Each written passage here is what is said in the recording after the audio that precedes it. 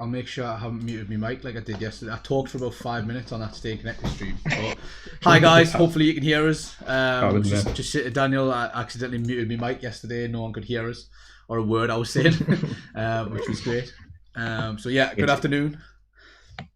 And easily done, bud. Good afternoon, Daniel, as well. Daniel is good afternoon, also here. bud. I'm here. It seems like it's been about 10 minutes since we did that stream yesterday.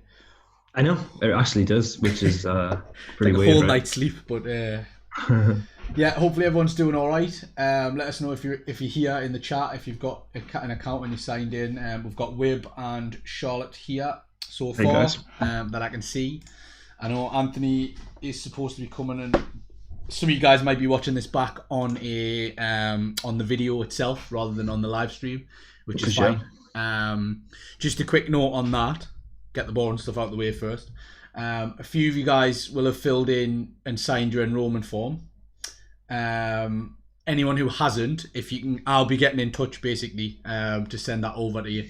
I don't mind giving you a call, or you can give me a call whenever's easier, so that we can take you through it. Basically, it's the same way it would sign the normal enrollment forms, but it has to be done digitally. So you sort of draw it on. I mean, Daniel, you've done one, haven't you? So I think you can even do it on your phone, where you sort of draw your signature in and then press send. So we've also got Sue and Anthony as well. So Anthony, Linda just popped in. Well. Hang on, the chat's like, it's doing that thing where it nothing comes up for like 5 minutes and then they all come through at once. Okay. There we go. Yeah, Linda's here as well. So yeah, basically, guys, for you guys who are here who haven't, if I can grab an enrollment form, I will fill as much of it in as I can, send it across to be checked by you guys and signed, and then you'll have enrolled on the course, and you'll get your non-accredited certificate as well for it. Oh yeah, so it's really posh tech when you can work out how to use it. That's the kicker. You have to know what you're doing, which so far I sort of do. Anthony managed to do it, so I think he was like the pioneer of the online form for me. So we'll see. But yeah, I'll get in touch with you guys now that I know you've been here, and if you can sign them, that would be greatly appreciated, because that's how the course gets funded, and that's funded through South Tyneside Council. That one, the skills service specifically. God, it's hard to say. Skills service specifically. Yeah, triple S. Yeah, so I mean, we'll get sort of right into it. Just as a brief overview of what we've got planned today. Going to be talking about anything relating to digital skills. So if you guys have got any questions, I know I spoke to Charlotte a little bit this morning, and she was saying she had some questions about our email. So the first thing we're going to look at is setting up an email. Now, you guys who are in the chat already know how to set one up. I'm just going to run through how to set one up, setting a strong password. So that sort of thing will apply to if you're ever signing up to any kind of services, the likes of Facebook, Twitter, things like online banking require a strong password as well. So it's just some things to bear in mind as we go through it, and then I'll show you around the inbox a little bit as well, and some of the settings you can change on there. Yeah, you're talking to somebody who can't even figure out how to download the images to do the photo payment. Okay, we'll take it easy. We'll go steady, step by step.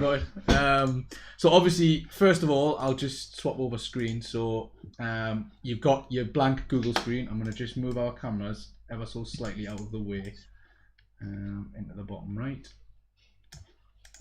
So you've got your blank Google screen. So this can apply. Some people might be watching this back as a video rather than live. This is how you can set up an account so that you can interact on the chat as well. Obviously, everyone we've been talking to so far, you guys have managed that. It's a good job. But if you're in any doubt and you're struggling to interact on the chat on the live streams, you need to create a Gmail account, because Google own YouTube. So once you create a Google account, you can use it on YouTube to interact with videos and comment and like stuff. Or dislike it if you don't like it. Well, hopefully not our stuff. Yeah, but none of our stuff. That dislike button doesn't exist. So if we go over here, I'm signed out on Google. So if I go up to sign in on the top right, I don't have an account yet. You can see all the accounts that have been signed in on this computer. I believe I can click use another account. So let me just go back. So use another account, and then at the bottom there's this create account button. So I click on create account, and there's two options there. I'm just going to stick with the for myself option because it's going to be a person, as if I was setting up a personal account. There is a one to manage a business. That's possibly something we can look at on a different course, maybe. That's starting to get a little bit more advanced. So we're just going to go for myself. And then it's going to bring up a form asking you what your first and last name are. So I'm just going to, I'm going to create like I've already got a Gmail, so I'm going to create like a dummy account as an example to show you guys. So I'm just going to call it Media Savvy CIC, and then we'll call it Media Savvy example at gmail.com. Yeah. And what it'll say here is, can you see that you can use letters, numbers, and periods, which I believe are full stops. Just American way of saying it. You can type in there pretty much anything you want, but if it's a common one, it'll already be taken. So I'm assuming if I type in John Smith at gmail.com and type in a password, so I'd imagine that one's, well, if that's not taken, if it's not taken, I'm going to be really angry because it's going to screwed up me.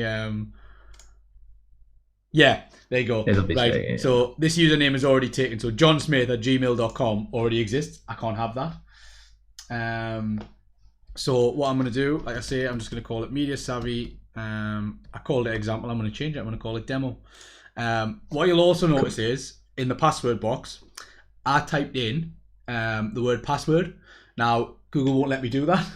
So it's saying underneath, please choose a stronger password. Try a mix of letters, numbers, and symbols. So I think Ella prepared us a wonderful image. I'm just going to make sure it's loaded on the screen as part of one of her other sessions. But she said I could kindly use it to explain what we mean by a strong password. So actually, Daniel, there you go, quiz time. What do you think a strong password is? Oh, I would say that a strong password is one that contains special characters, contains numbers and upper and lowercase letters. Daniel's absolutely nailed it there. I'm guessing without looking at the stream, but maybe with wasn't looking at the screen. Whatever, it's fine. It's totally fine. So you make sure your passwords are a mixture of numbers, letters, upper and lowercase, and special characters. I wouldn't go overboard with the special characters because they're quite hard to remember. Which Ella's put on the bottom there. Make sure you remember them. For sure. So you're looking to use special characters to replace letters. So for example, you could use the at symbol to replace an A, or the $ to replace an S. Or if it's got the word and in it, instead of typing the word and, put the ampersand in, which is the correct name for that, the and symbol. This makes them stronger, and equally that makes them harder to guess, which is all you're after doing. You don't want a password that someone can guess, like password or just your first name in all lowercase letters. Some people used to do QWERTY, which is the first sort of 6 keys on the keyboard if you look down. So QWERTY. Some people used to use that as a password. That was apparently a thing that people were doing. It's become an actual term as well for that type of keyboard, hasn't it? A QWERTY keyboard. Yeah, definitely. So don't use your name. Things that go in a sequence like ABC 1 2 3, and don't just use the word password either. Yeah. So Ella's rightly pointed that out there. And remember to change them regularly, and don't use the same one for everything. So you can have a similar password, but with some different variations on it. So different special characters, different capitals, different numbers. What that's trying to avoid is, if you have the same password on absolutely everything, if someone guesses your password on your Gmail account, they can then get into everything that you've set up with a password, Facebook, online banking, any kind of like job search, any other email accounts, anything. It's all accessible if you've got the same one. So it's probably best off mixing it up a little bit. And don't do what a lot of people do and get like a Post-it and write password and then what it is and stick it in your computer, because I've seen a few people do that. Yeah, I've seen people do that. Would not recommend. Yeah. If you're gonna have it written down, a note on your phone might be quite good, because you should have a password, like a passcode on that. Or if you're gonna write it down with some like asterisks in between, so that it's only like a reminder of like, say, the first and last letter. That might be a good way to do it. Definitely. So yeah, that's setting a strong password. So there's some tips on that. If anyone gets stuck with that, give us a shout and I can make some recommendations. I won't tell you what to make your password, but I'll tell you sort of how to construct it. Maybe that might help. So I've gone to the create account page. So I'll just go back and I'll repeat the steps just in case anyone missed that. So create a Google account. I just go straight over to google.com. I head up to the top right, click sign in, and it'll show me a list of people who've signed in on this computer before. I don't want any of those ones. I want to use a different account. And then I want to say on the bottom here, it says create account. I want to click that and I want for myself. And like I was saying, I'm just going to use like a dummy account just to show you guys how to do it. So we'll call it Media Savvy and we'll call it Media Savvy Demo. Now I'm going to create a strong password, but as per the rules I've just told you, I'm not going to tell anyone. So I'm going to use a mixture of uppercase, lowercase, numbers and special characters to create a password. And it's saying there, if you say use 8 or more characters with a mix of letters, numbers and symbols. So it's not going to let you put one in that's too weak anyway, which can be really annoying. I don't know about you, Daniel, I find it annoying sometimes. Yes. You try to set a password, it's like, no, that's not right, no, that's not right. But it's worth doing, makes your account a bit safer. Definitely. So if I click, no, you're right, buddy. If I click next, it should bring me to the recovery page. So it's welcome us to Google. It's telling us what my email address is there. So I'm just going to grab a copy of that. It's offering us the option to put in a phone number. I tend not to do this too much, to be totally honest. Some of them I have, the ones I use more often. My Google account does have a number on, but it's because if I ever get locked out of it, what they'll do is they'll text us a code that I can get to log back in if I ever forget my password. Yeah, you get two-factor authentication, right? Yeah. Authentication, yeah. Sorry, yeah. Yeah. So yeah, Sue's just saying she had to change hers because someone's hacked all of our emails. So yeah, this is oh my God. The mobile, having your mobile number on there is another good way. Mine's quite good because I've got my Google account set up that whenever I sign in on a new device, it sends me an email saying your account has just been signed in on a new device. So if I wasn't the one who did it, straight away I know that I have to go on there and change my password. Yeah. So I'll run through some of the security settings once we're in the main screen. If it's going to be your personal Gmail account or your personal email account, because you could do it in Outlook or Yahoo, if you want to be as secure as possible, I'd possibly think about putting your number on there. Just so you can, if you forget your password, one way you can get back in is they'll text a code to your phone. You type that code in on the website, and then you'll be able to set a new password without you having to jump through too many hoops. Because sometimes it's tough if you forget your password and then for a Google account and you don't have a number as well. Yeah. You have security questions, but I've had it where people don't know security question and they don't remember the password and it's not set up by the phone, so it's like it can be quite hard to get it back. Yeah, you sort of have to do like a weird appeal sort of process, don't you? Yeah. Where like you basically you write to Google and say, look, this is my account. Please give us it back. So to avoid, I'm not going to do it on this one because I've already got an account set up with my number and I don't want it to get confusing.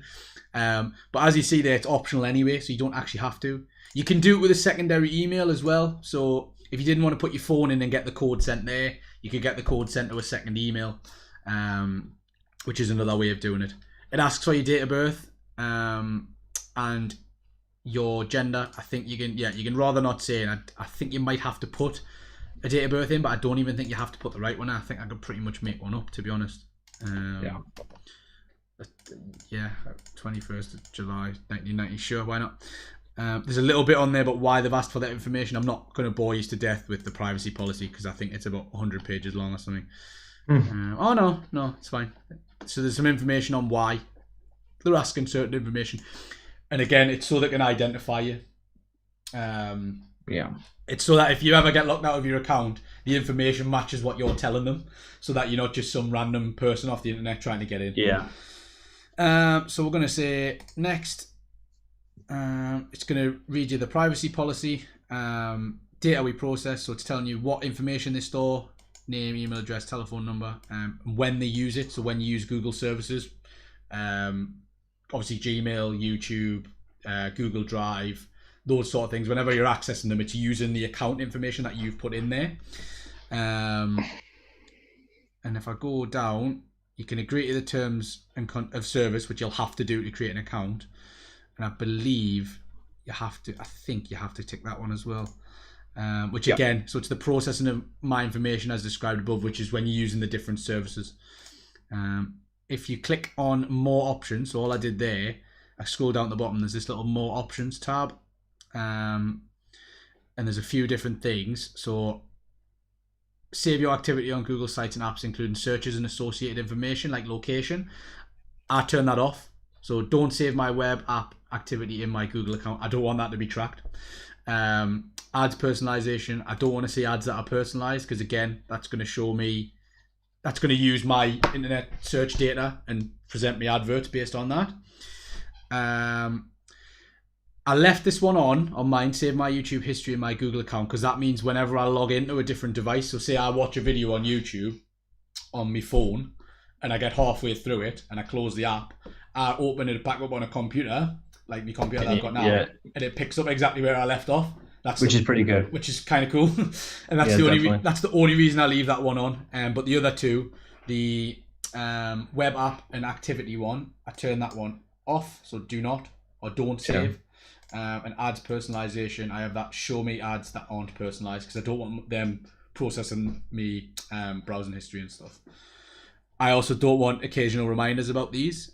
These settings apply wherever you're signed into your new Google account. Okay, so I'm going to click create, and the robots at Google are going to do their thing. I'm going to quickly check on the chat. So Sue's saying, has anybody noticed some sites you can log in using email address or your mobile number? I get a bit concerned with them. Yeah, so actually, one of the ones we're going to show you today, Learn My Way, I believe, Daniel, correct us if I'm wrong. Yes, you can sign in with a mobile number on that, can't you? You can do, yeah. Go on.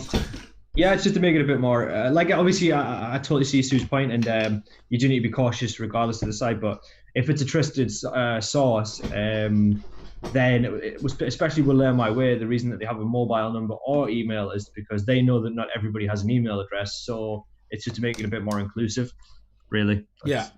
It's another way, because obviously I've just shown you guys there how to sign up for a Gmail account. Some people haven't done that yet, so they might go on a website and need to sign into it, and the only way they can do it's with a mobile number.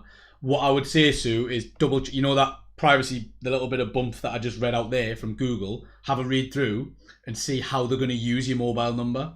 If they were ever going to market anything to you, as in ring you and or sell your phone number on to someone else, they would have to say it. It would have to say in that little paragraph in their privacy policy whether they were going to use your mobile number to market things to you.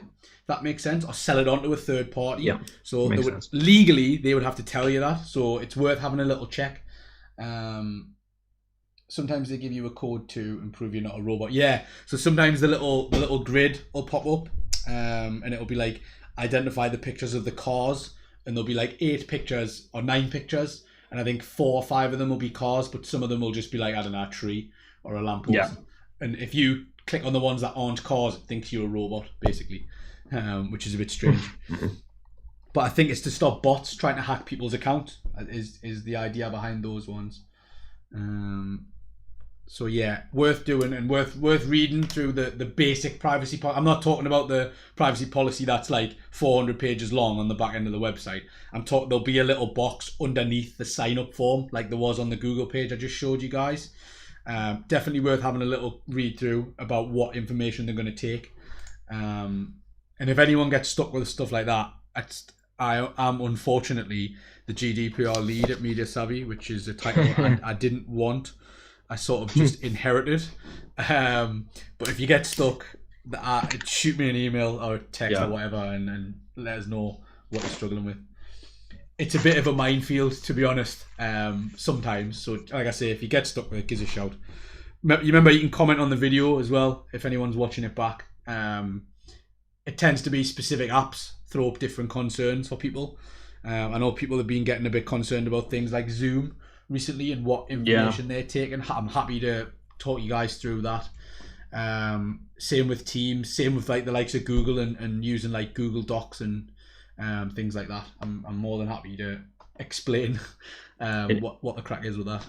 If you guys were interested in Zoom as well and you haven't had a chance to set it up, then we did do a Zoom session here from Todd, a Zoom session. So you can find that in our YouTube video library. Yeah, so. It's in the folder of like internet tutorials or something. Yeah.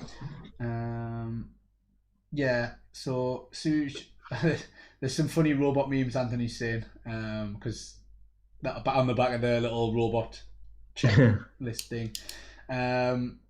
Sue's just saying, didn't think that makes sense. I suppose you can also register your mobile number with the telephone preference. So yeah, that's a really good shout, the telephone preference service. That prevents companies from buying your number and marketing. Like doing. I've never heard of that.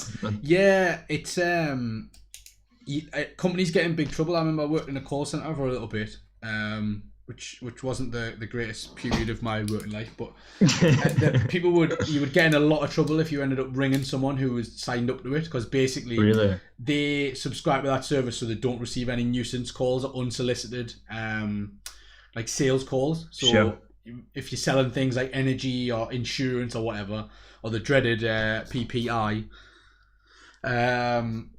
or the PPI claims, like if you register with that and someone rings you, the company can get in a lot of trouble because their system should have picked it up, basically.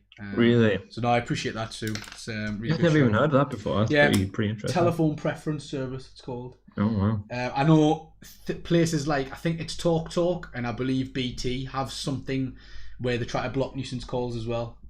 Okay. Call centers are fun, Sue says. I'll refrain from commenting on that one. I think I had a bad time, but not everyone does. Don't get us wrong. Some people really enjoy it. It wasn't for me. So yeah, quickly just to show you, I've set this Gmail up now. So it's took us back to the main Google page, and you'll notice in the top right I've got a little M there, and if I click on that, mediasavvydemo@gmail.com. I can now access all the Google services. So this little grid here has all the Google apps in it. I can scroll that down and you can see what they're all there. The only ones I'm probably going to talk about, obviously we've got YouTube. You guys who are watching know about YouTube enough to be here and watch the stream. You've also got Maps, which is there. So I'll just click on Maps just to show you. So if you're trying to get to somewhere, because you need to go, I don't know, we're going to be talking about online shopping. Say you've ordered something on click and collect at Tesco. You might just want to type in Tesco and press enter, and it should bring up all the Tesco's nearest to you with the little pins on the map. Yeah, so say I've got a click and collect order from Tesco Extra at the, it's Newcastle Road, isn't it? Yeah, Newcastle Road. I can click on that. Mm-hmm. And I can get some directions there. So can you see there the directions button, and I can choose a starting point, and I believe, why are you not taking my location?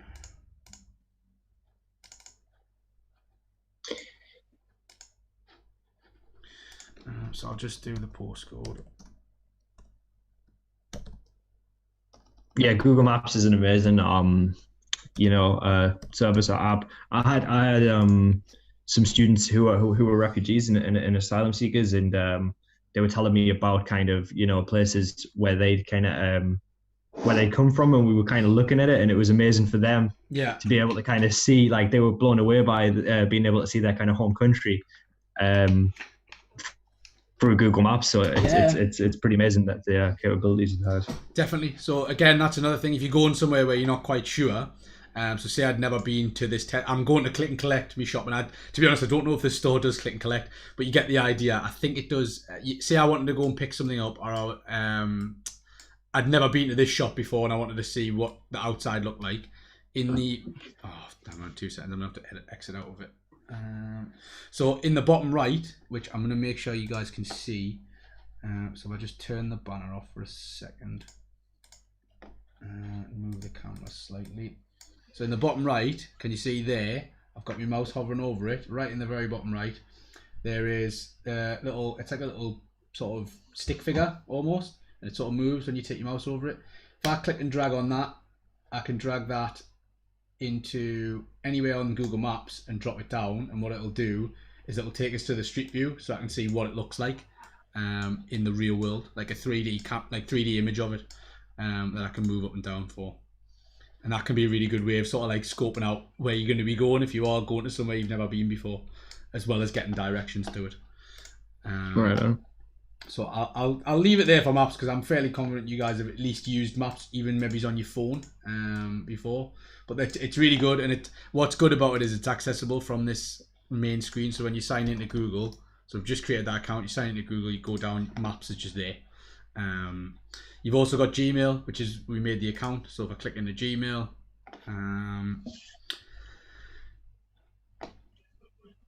okay. Try again. There we go. I don't know what happened there. I must have clicked too many buttons all at once. And, it had a bit of a moment to itself. I just saw like it's like a big error. It's like, yeah, so if that happens, just click try again or refresh the page. So it's welcoming us to Google. It's asking us to choose a view. I'm just going to leave it on default. And this is where your emails will appear. So if you go on YouTube and you subscribe to, say, Media Savvy, every time we have a live stream, and if you've got notifications on, there'll be a little bell next to the subscribe button. If you've subscribed to it, it'll pop up in the social tab here. So it'll say like Media Savvy CIC is now live. It's Gmail's quite a good one. It's got quite good filters for spam on it. Yeah. You can tweak those as well. So there's a little cog up in the top right here. If you go down to settings, so this cog down to settings, and you can go over to filter and block addresses on the top, and you can sort of create a new filter. And if it's from a certain email address, and has that in, you can search for them. Obviously, I haven't got any emails to this one, so I can't create a filter yet. But it is quite good to be able to do it. There's a few different options. I'm quite happy to go through specifics on emails, but that's what the inbox will look like when you get there. One quick note, if I just go back to the main Google page, we'll have a look at the security settings, because obviously I know you guys in the chat currently have Linda saying she used to live near there. That must have just been I just randomly sort of dropped it in the street. It must have just been coincidence. What was I saying? Yeah, so we'll have a quick look at the privacy settings on this. So I think if you sign into a normal Google page, so all of you guys will have a Google account because you guys are here and interacting. If you click on the little profile icon in the top right of the Google window, it'll have like a little picture. If you haven't set your picture, it'll just be an initial, but some people have given themselves a picture. If you click on that, and then you've got this manage your Google account, and that'll open a new tab, and this is like the new dashboard. So it's myaccount.google.com. And then you can go through all the different things. So you've got your personal information, so what's on there. This is where you can change your password. So I clicked on personal info, and then further down, this is where you can change your password. So if you do need to change it at all because you're worried about your account being compromised, this is where you would do it.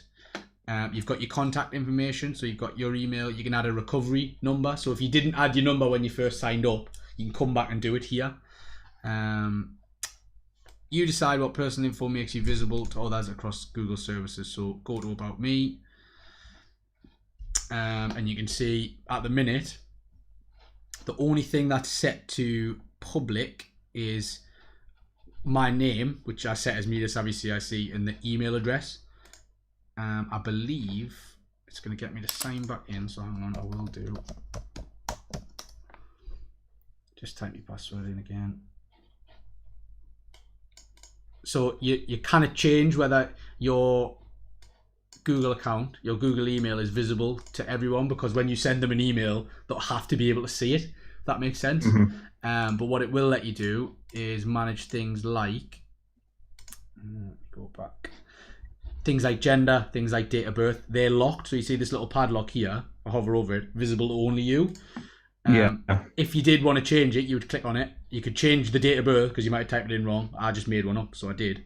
But you could change it to anyone if you wanted people to see it. I don't really know why you would. Yeah, I think it's similar on Facebook as well, right? It's quite like a similar interface to kind of it is. Set your birthday to private or so on. Yeah, I would definitely take some time and sort of like have a little look through all this. So that was the personal info tab.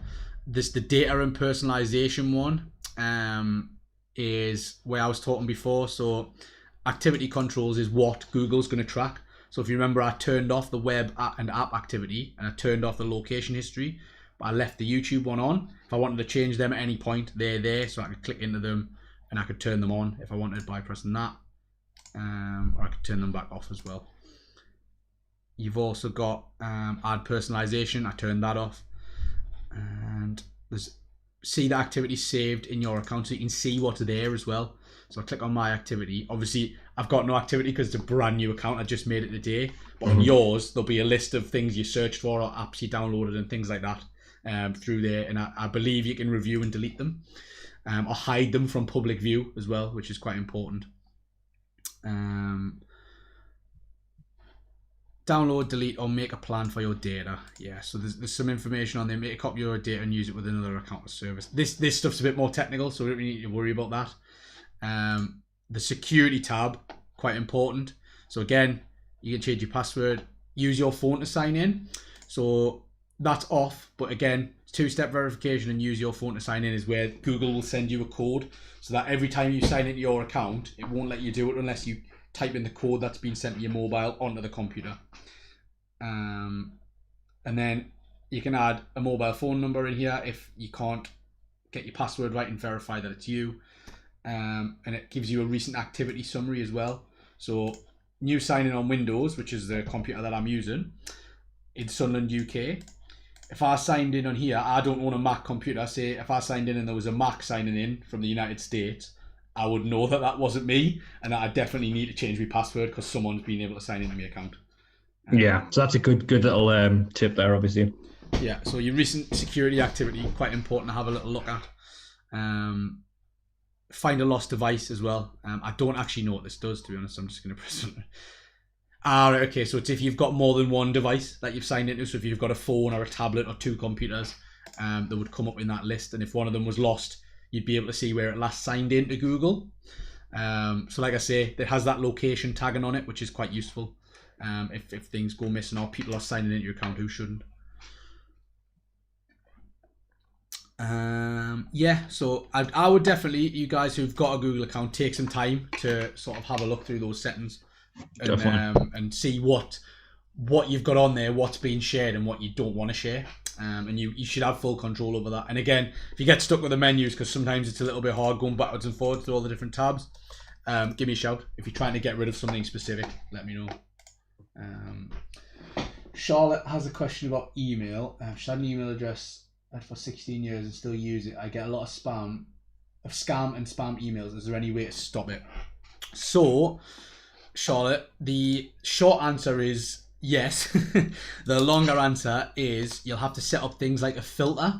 So you'll have to, the way it works basically, if the spam from the likes of companies, you should be able to unsubscribe from them. There should be an unsubscribe button. What you can also do is you can, like I was saying before, so if I go back to Gmail, to use Gmail as an example, there'll be a way to do it in Outlook or Yahoo or whatever the client is. But if I go over to the cog and I go down to settings and go to filters and blocked addresses. So if I create a new filter and here in the from bit, if I type in the email address it's from, so if you're getting it from, like, I don't know, I'm trying to think of an example off the top of my head that I get loads from. Well, even like something like Top Man. I mean, I know that's not. Yeah. It's like they would send you like so much spam, like new summer selection, you know. Yeah, so it'd be the email address will probably be like no reply. Yeah. At topman.co.uk. It'll be something like that. So you need, in your inbox, you need to see the ones that are coming through the most often, and then copy that address and paste it into the filter, and then leave it at that, and then obviously click create filter. So any email that's coming from, say it's for example no reply at topman.co.uk, you can delete it, or you can, I think, skip the inbox and archive it. You can do a multitude of things. You can categorize it as like spam, for example, as well. And if I click and delete it, so every time an email address comes in from one of like the mailing lists, instead of it going into my inbox, just delete it straight away. What you can also do is vice versa. If you're having the opposite problems, if you're trying to email someone and every time they email you, it's going to the spam, you can Which happens. Happens a bunch to us. You can. It should be never send it to spam. Or you can categorize it as something else so it goes into a different inbox. Always mark it as important so that you know that you have to follow that one up. So what you'll probably have to do is identify the email addresses that you're getting the most spam from, and we'll look to create a filter. I don't think you use Gmail as your primary one, if I remember right, but I'm happy to, if you can let us know in an email, not a spam email, what your email client is, and I'll have a little look, and hopefully we'll get a filter set up. But hopefully that makes sense to everyone. So if you're getting a bunch of spam or nuisance emails, you can set up a filter to say any emails from this email address I want to be deleted straight away or marked as spam, and that should work fine. So hopefully that makes sense, and I'm going to stop ranting about emails because I could probably go on for the rest of the week.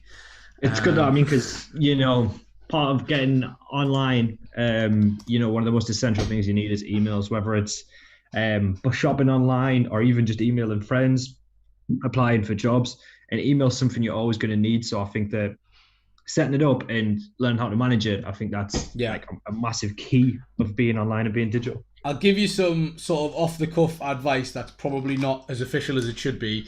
I have 2 email addresses, and one of them I use for everything I do work-wise, and the other one I use it to sign up to accounts like Netflix and Facebook and Twitter and even things like GoDaddy, which is the website hosting stuff. And the reason I do it is because I know that when you sign up to services like Facebook and Twitter and Instagram and what else did I say, Netflix and Disney Plus and all those kind of companies are very, very likely to either send you a bunch of emails themselves or sell, not necessarily GoDaddy I'm on about for selling it on. They might sell your information onto like a marketing company that will then send you like marketing emails. So I have 2 emails basically, and I have one of them that I use to sign up to pretty much every online service that isn't like a bank or something, and I have another one that I use for more professional stuff. Mate, I mean, I think that's probably a good bit of advice, and I think quite a few people do that as well, and it definitely makes sense, you know. So just to catch up with the chat, so Webb's saying, would it not be easier to set up a new email? That's the way I sort of did it. I got 2 separate ones that I use completely differently. And Linda's saying, how do you put a screensaver on just to make it look less plain? So I think in Gmail there's an option for a theme, isn't there?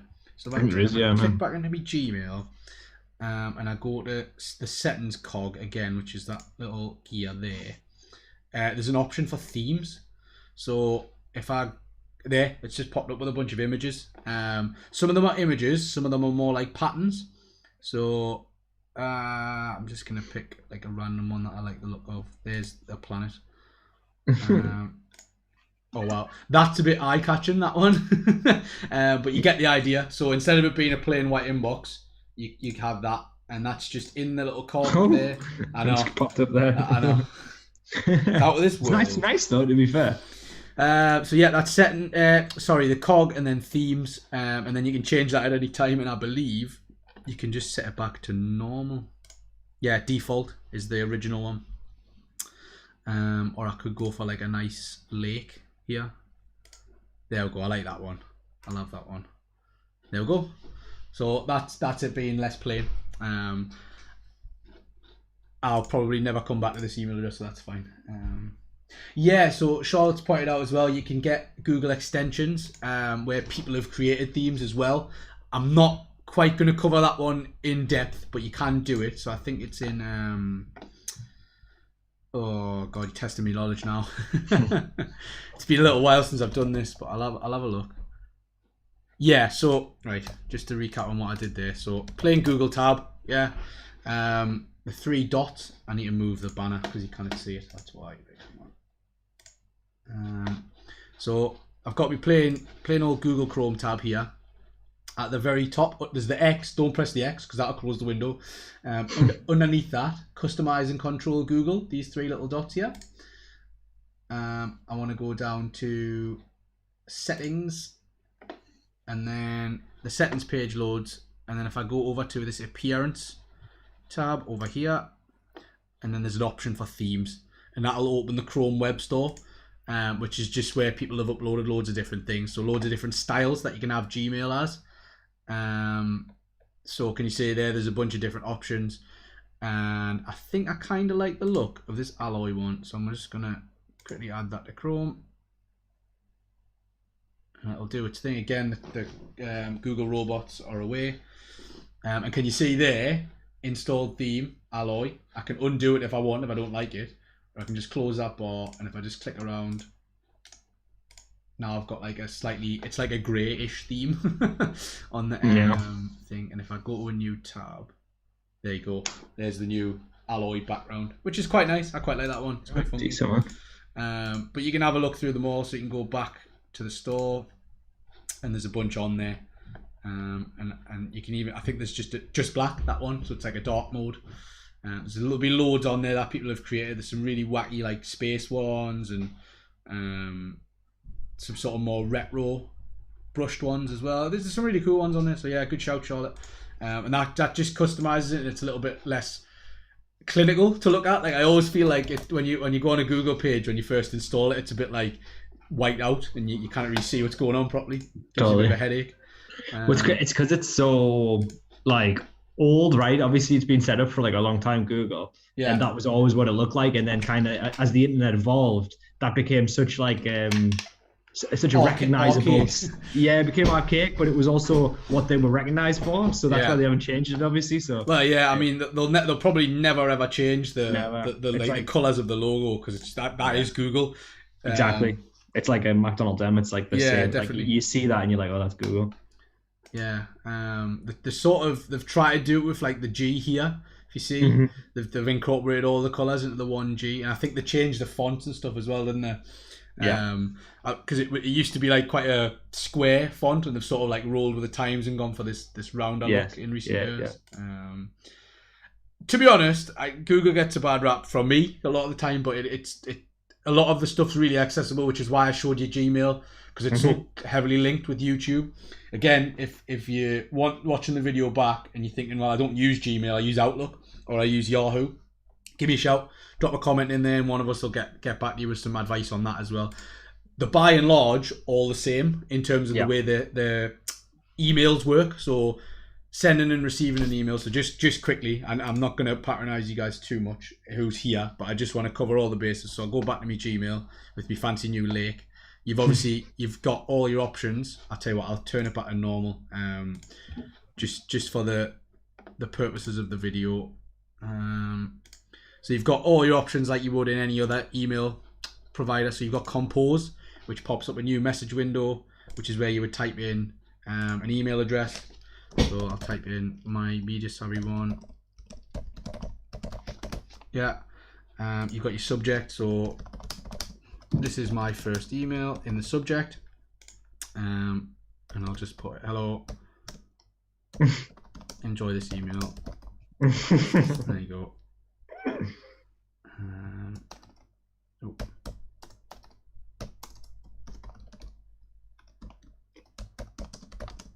I can't type.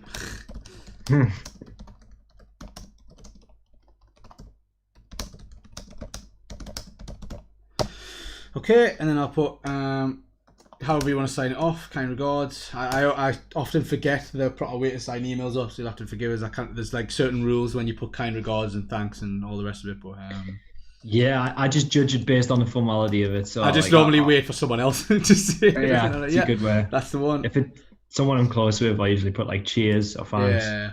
If it's someone I don't know, maybe kind regards. If it's official, if it's like a formal email, it's always kind regards. But then you've got, so there's your who you send it to, what the subject is, and then the body of the email here, and then at the bottom you can insert a link. So if you send them a link to say a YouTube video, for example, or if you attach in a file, you can also attach a file. He says as he clicks the button, and it just sort of crashes a little bit. There it is. So paperclip. Yeah, the little paperclip. It'll bring up the box to put on any kind of file that you want to attach on there, and then you would just hit send. In fact, I'll just send it, and then it'll tell you at the bottom, message sent, and you can click view message, and that's gone to your sent folder, and that's the message you've sent there. Yeah, so it's exactly the same as most of your mainstream email providers. Very easy to use, to be honest, and there's lots of tutorials out there. That email. That was a good one. If you do need an eye test as well, as we said yesterday, don't go and drive your car. No. So that's a method that we've found out doesn't work, actually, believe it or not. Never ever do that. Yeah, so Daniel, quickly before I was going to do a break at about 2:00 just to set up the next bit, but do you want to go through Learn My Way and the digital skills stuff? Yeah, can do. In fact, I'll tell you what, before we do that, I'll show you guys how to sign up. So do you want to give a bit of an intro while I set up the page and stuff to what the Learn My Way is? Please. So guys, there's a few different kind of websites that we could look at today. Those being, I'm not sure which ones, how much time we'll have or how many we'll get into, but there's a few different resources which we're going to link to as well. Learn My Way, Make It Click, and Digital Skills Toolkit. This one here is Learn My Way. If you joined my Digital Skills for Beginners session, or if you kind of saw the session that I did on staying connected with Andrea, then you'll be familiar with this. Basically, it's just kind of an online resource which has a bunch of different subjects related to digital skills. So on it, you can learn how to do emails, as we just looked at. You can learn how to use social media. They've got things with Zoom calls now even, and video calling, and just basically a wide range of digital skills. But this one, Learn My Way, one of the reasons it's so good is that it starts you right from the very beginning. So if I know some people mentioned in the chat, you're not very confident with your digital skills, the first subject is how to use a keyboard, how to use a mouse. So if you're with someone, or if you've got a parent or a family member who's not confident at all, it's great to get them started on this, because it really does start them at the beginning.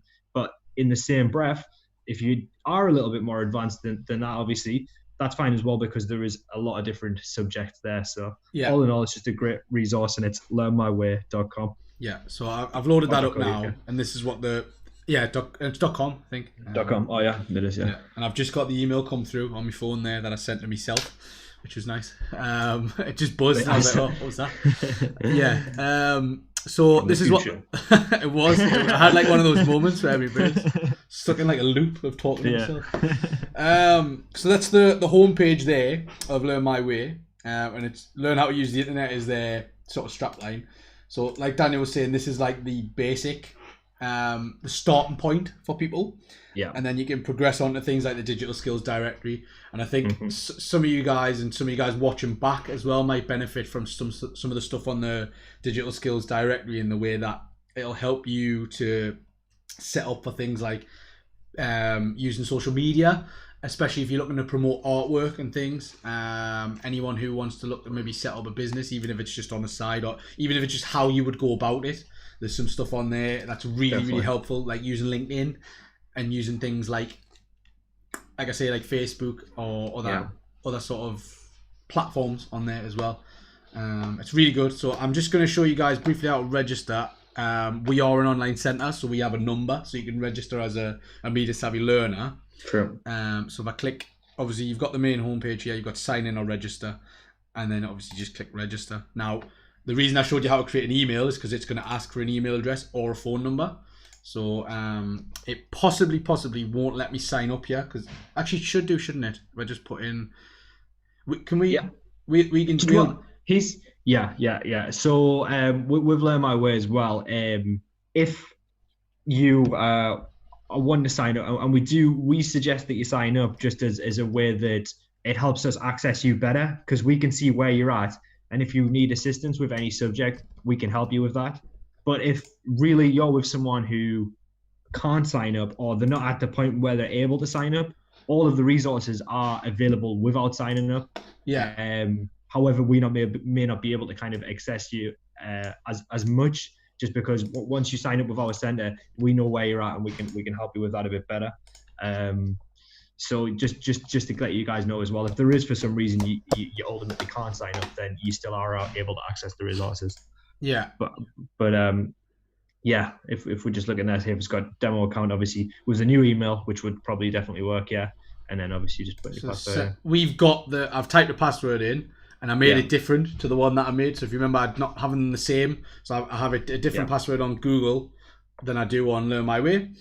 And I'm going to do our center number, which is 800-4051. And then there we do. We pop up in the box there as Media Savvy CIC. So your center is Media Savvy CIC. Yeah, or even if you just wanted to type in, if you're signing up for the first time, guys, if you just type in Media Savvy CIC, then it should come up with a number as well. In fact, just Media Savvy, it comes up. Just type in Media Savvy and it should come up. So yeah, cool. And obviously make sure that we have to stress the importance of linking our center number to it. As well. So if you could do that, that's perfect. It allows us to sort of help you out in terms of if we can see if you're struggling on a subject, or you can say, oh well, I don't know what I'm doing on this bit, and we can log in and see where you were up to, and give you a hand that way as well. Or we can say, well, now we've seen you've done that. What about trying this one? If that there's a different course you might be suited to. Exactly. There's a bit on here. Yes, I'm happy to be contacted by email. You can I think you can leave that unticked, and you can change it at any time.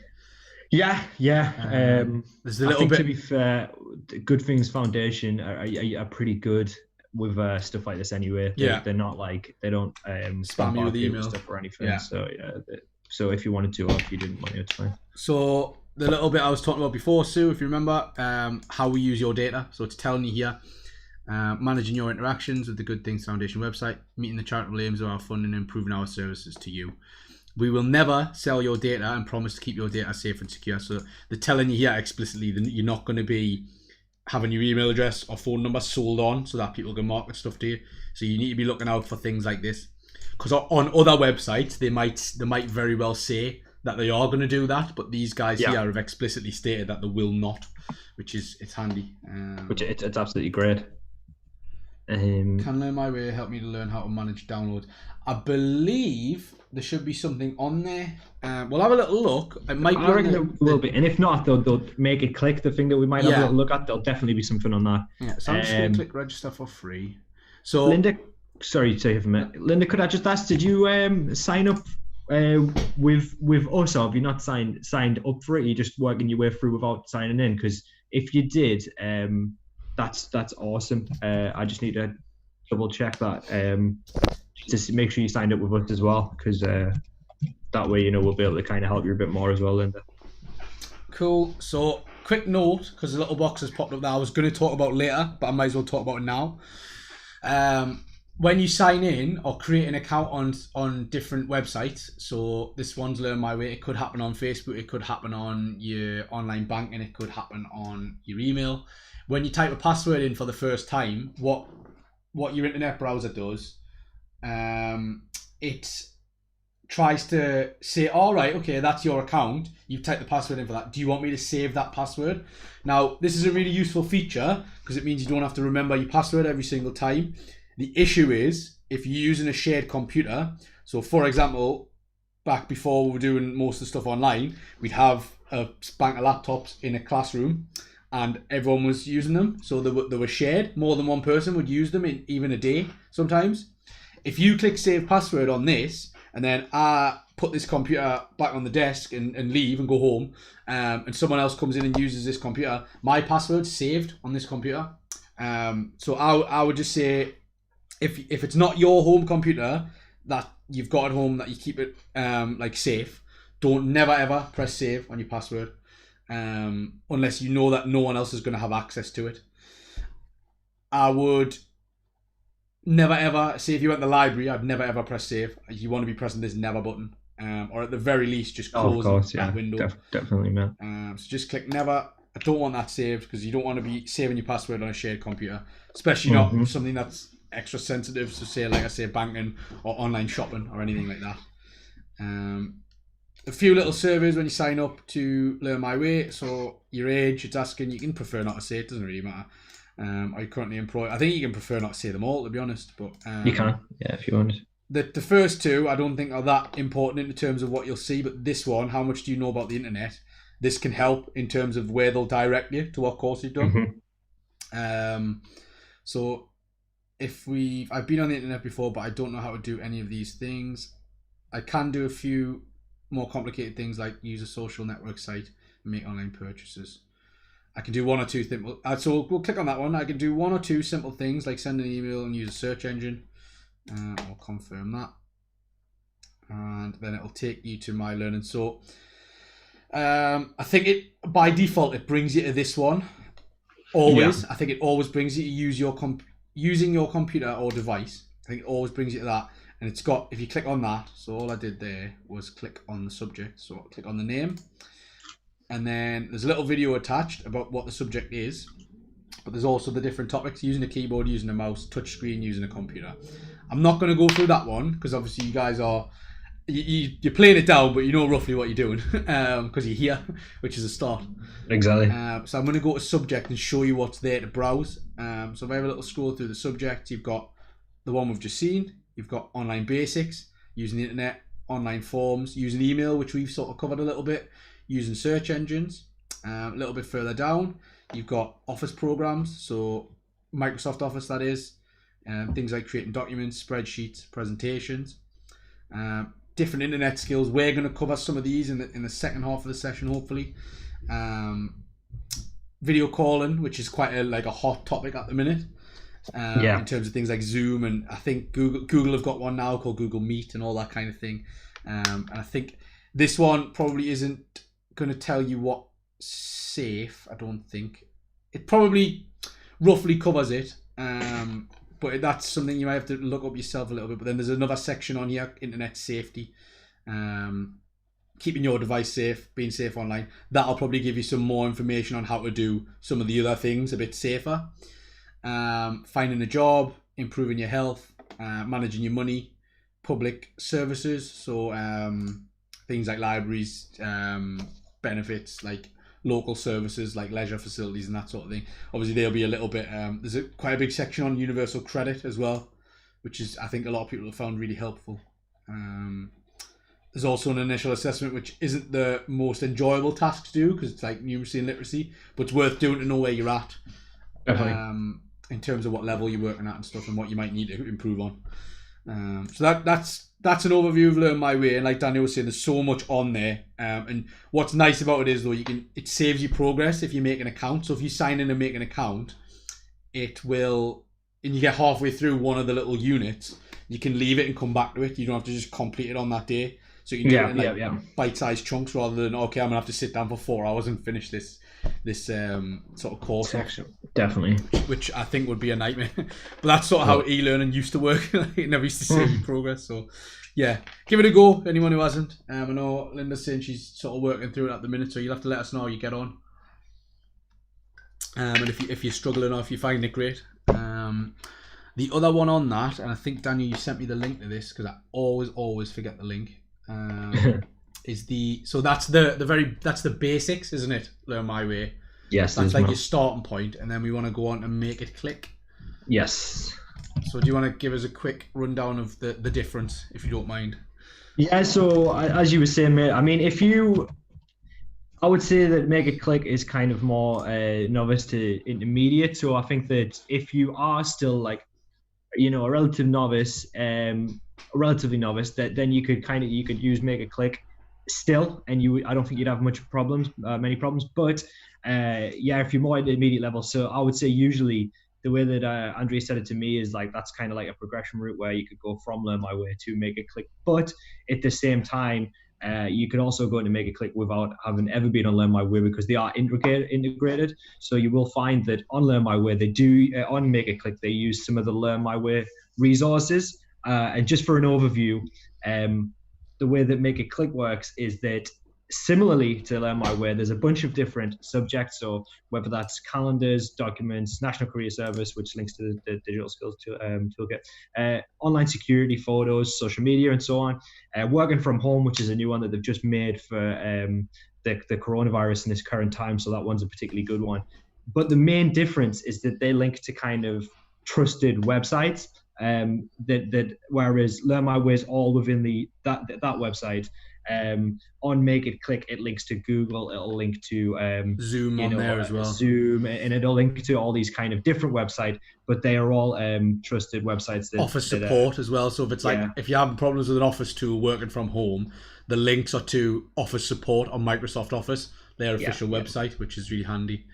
And another difference with Make It Click as well is the nature of the learning, I guess you could say. Whereas like on Learn My Way, it's mainly activities. So you'll do a little activity, then you'll read a little bit. Whereas on Make It Click, it'll be like it says on the actual icon, whether it's a guide or whether it's a video or whether it is an activity. A web page. A web page, yeah. So there's a bunch of different ways as well that you can learn. Yeah. So I've clicked on the email one because that's what we've sort of been looking at. And as you can see, what's quite nice about the Make It Click one, or the Digital Skills Directory, I just realised I'm drinking from the cup as well that we got. Okay, there you go. So wrong brand today. You got to do it. So they've split it up into sections. So you've got email basics, using email, and managing emails, and then writing them as well. So they broke it down into different sections so you can look for exactly what you need. Yep. So you've got your get started, how to send an email, which we've just sort of looked at. They've got different ones as well. So they haven't just got Gmail. They talk about all the different ones in there. They've got Beginner's Guide to Outlook. They've got things like, if I scroll down, how to format your email in Gmail, how to send attachments in mail on your iPhone, iPad, and iPod Touch, sorry. Managing your email in Microsoft Outlook, organizing your inbox. They've got one from Grammarly, which is quite good as well, like how to write the perfect email, so how to make sure it's actually correct, especially if you're looking at things like jobs or you're trying to do anything a bit more professional. It can be really, really useful. So yeah, definitely check that one out. And like Daniel says, it's really good to see how far this website's come, because we sort of seen it in its pilot phase, didn't we? And it was like, definitely. Now it was good, but now it's so much better. Definitely. In terms of even just the way it's laid out, it's really easy to use. Making it better all the time. Definitely, they are constantly updating it as well. With new, like you say, this working from home one on the bottom right, that's like a brand new topic, I think. It is, yeah. Which I think, if I remember reading the other day, look, like for some like office firms are looking at having people work from home sort of indefinitely, for possibly up to a year. Well, so, Twitter, I remember the stuff about Twitter. Yeah. So the likes of Twitter, obviously, they don't operate that heavily in this country, but they are looking to have their employees be at home, like a certain percentage of them be at home forever, and probably never come back into the office, and just work from home permanently. It could obviously help with, I know we always talk about the environment a lot and staying connected, and I think that would help that massively, man. I mean, imagine the 9 o'clock, 5 o'clock rush hour and the amount of transport and stuff, you know, if the commute from your bedroom to the office, which is like a minute. Yeah, exactly. 2 minutes if you stop for a cuppa. Yeah. And you make a click cup. So yeah, that's the Learn My Way and the Make It Click website. As you can see, it's kept us signed in, which is useful. It's good. It should track all what you're doing and what you're engaging with, I hope, if I remember right. Definitely worth having a look at. The other couple of things we were going to talk about, so that's Learn My Way and Make It Click, which are both connected and have a bunch of free resources on there, which I encourage you guys to have a go with. And like I say, give us a shout. So we've covered a bits of it. We've talked about online security on your accounts. We've talked about how to send an email. We've talked about how to register the account, set a strong password. These are all things that just because you've heard them once doesn't necessarily mean you should never hear them again. It's getting used to the idea of doing it sort of over and over again, so you get in good habits. Not saving your password on a shared computer is a good habit. Always signing up with a slightly different password that's still strong. So strong is also a good habit to have. So it might sound like some of it's a bit repetitive. That's the idea. It's all about changing the way you look at what you do online, and the little sort of footprint that you leave behind with what information's out there as well. Very important. Things like being able to send an official email, quite helpful as well if you ever have to do it. It's similar to how you would have to send an official letter. A lot of stuff's done by email if you're making a complaint or you're trying to go through a process for a job application or voluntary work or something like that. So Daniel, you mentioned there as a nice little segue that I sort of missed, the skills toolkit.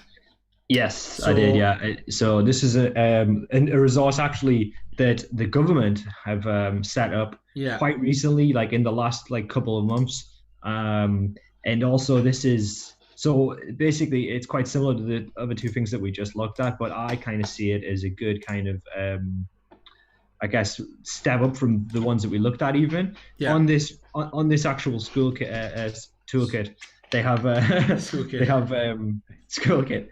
They have like from novice to advanced as well. So if you did want to start here, you definitely could. But they've got make it click in here, like make it clicks one of the certain links, isn't it? Yeah. So the toolkit. I'll quickly run through that. So obviously you load the page. It's the skillstoolkit.campaign.gov.uk, but I've got a link to it in the description, so you don't have to remember the URL because it's a bit of a wordy one. We've got this really happy guy on his laptop. Free digital and numeracy courses to build your skills. If you scroll down a little bit further, want to learn a new skill while at home, find free, high quality digital and numeracy courses in the skills toolkit. And then there's a link. So explore free online courses. If you click through that, it'll take you to the page, and it's part of the National Careers Service. So you've got the three sort of options here, introductory, intermediate and advanced. So you click through them however you see fit, and it'll give you a list of the introductory ones. So learn my way, make a click. There's another one in there which is learn for everyday life. Exactly. And then there's a numeracy one, so everyday maths. There's some intermediate. So you can scroll through and see as you get further and further down, these are getting more and more difficult. So the idea is that you just progress through the ones that you need to. If you've got a particular gap in your skills, like I was saying, like it might be how to construct a professional email.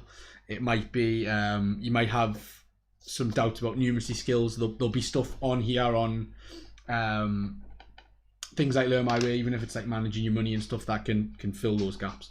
Definitely. And it's really worth taking a look because it's a great resource, and now more than ever we've probably got a little bit more time, all of us, to sort of brush up on things that we've been putting off for probably years and years, if not months, maybe. I don't know. True. True that. Now is a good time to sort of hone your skills and get ready to get back out there, I think. So on the advanced one, I mean, they've got like a bunch of really cool stuff like digital marketing and so on. So there's a lot of like learn to code as well. There's a learn to code. Learn to code. There's like a decent amount of stuff on there. Introduction to cyber security as well, staying safe online. There's a 24-hour study type. The Python one, that's a code, like a type of coding. That's a 70-hour course. So you know what I mean? Build yourself up. Build yourself up slowly. These are free resources as well. So it's like, you know what I mean? This is good stuff there. You'd pay quite a bit at like a college or like even if it was a university for like a 70-hour program. Definitely. It's worth a lot, and it's Cisco Network and Academy, I believe, are quite a good name. Yeah. In the sort of IT industry. Yeah, they are. So definitely worth checking out. If you can get something for now, take it. Grasp it firmly with both hands. Take out for now. Definitely. Shy brains and all that. So that's definitely worth doing. They've also got the links on the side of this because, like we said, it's from the National Careers Service. They've got some support links on the right hand side, so I'm just highlighting them there. So you can use web chat to speak to an advisor, or you can ring the number, the 0800 number. 8 a.m. to 10 p.m. 7 days a week. It's got some other information about like a skills assessment that you can take on there. Searching for other courses, finding online learning, advice for furloughed workers, advice if you lose your job as well, which is the support for COVID-19 section, probably very important at the moment. So this assessment asks you to think the type of work that you want to do. It takes 5 to 10 minutes, slightly longer if you're using a screen reader or magnifier. So it's asking you a bunch of questions as like almost like a personality / like vocational quiz to work out what industry you might be suited to, and it'll give you a list of jobs you might think of applying for. Very cool. Which is really good. We have the career service do quite a bit of work with us in our sessions. Obviously, recently it's been a little bit more difficult, but we're looking to get everyone back involved with that as well. So definitely worth doing, especially if you're looking for jobs or voluntary work. Really good. Or if you're just thinking about a change in career, or like you say, furloughed or employment issues that have come up during the pandemic, which has happened. It's happened to a lot of people. So I think now more than ever, it's good to have those resources out there. We're saying I've got to learn my way on. How do I get it on my desktop? I put a strong password on. It won't affect my Google page password. No, it won't. You can't download it, Wib. You'll have to do it. You just have to keep going back to the Learn My Way website. So every time you want to access it again, just go back to the top bar and just type in learnmyway.com, and you should be able to just sign back in every time, hopefully. So I've covered that. I'm just trying to think if I've missed anything out.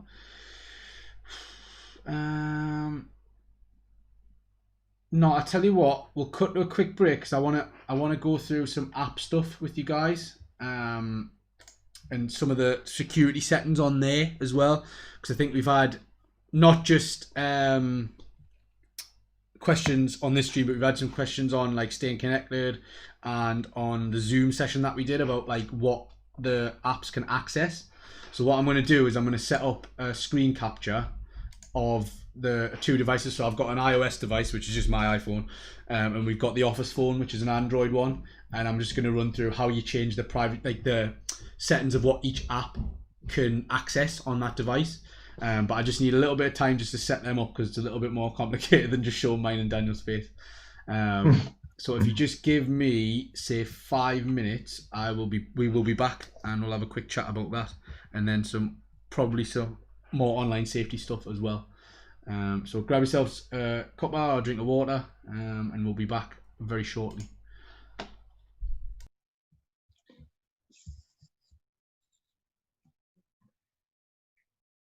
Cool. I'm going for a cup of tea.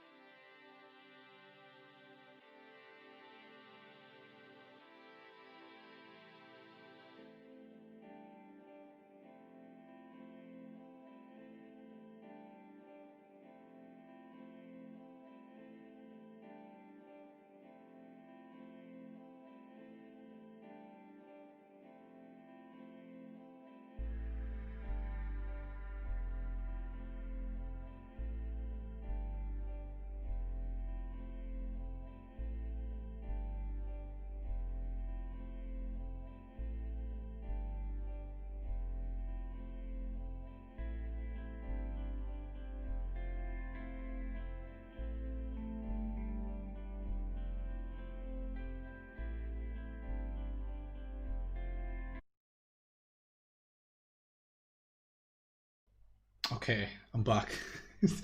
I was just catching up on the chat there, and apparently you guys could hear us connecting and disconnecting the devices. Sorry about that. It was basically because I need to show you guys the screen on the computer on the Android phone, and the only way it was working was using the wire. But hang on, if I just transition over to this screen here. Daniel has just nipped to get himself a drink, so he'll be back in the meantime. You can look at his name, Daniel Allenson, there, just in case you were in any doubt. If I quickly get a window capture up. Give me a second. I want to make sure this is working. There it is. So there's the phone screen. So it's gone a bit weird.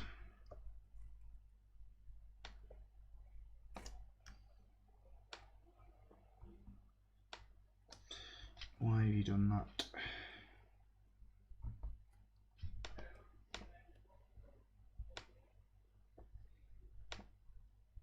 Okay.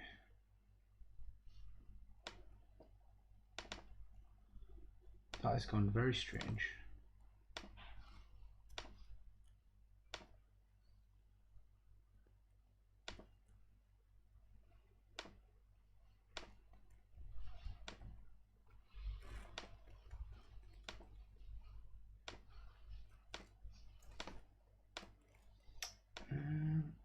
Wonder.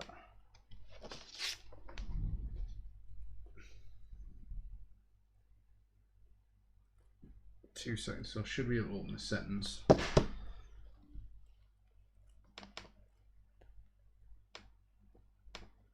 And this is where the technology fails me. See, I set this up and it was working, and now it's decided it can't be bothered. 2 seconds. Then let me just delete that out. We'll get there. Don't worry.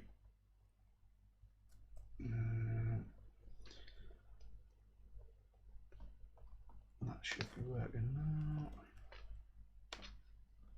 Bear with me a second, guys. I'll sort this out. He says with such confidence in himself.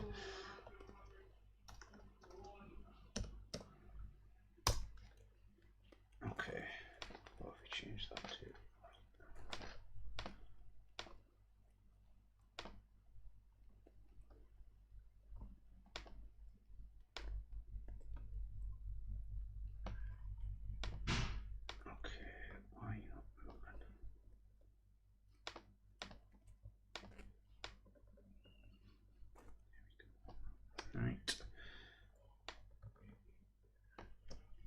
So on that screen, if we scroll down to apps,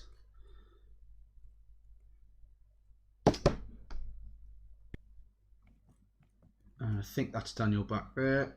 I just heard a little click of his mic. Yeah.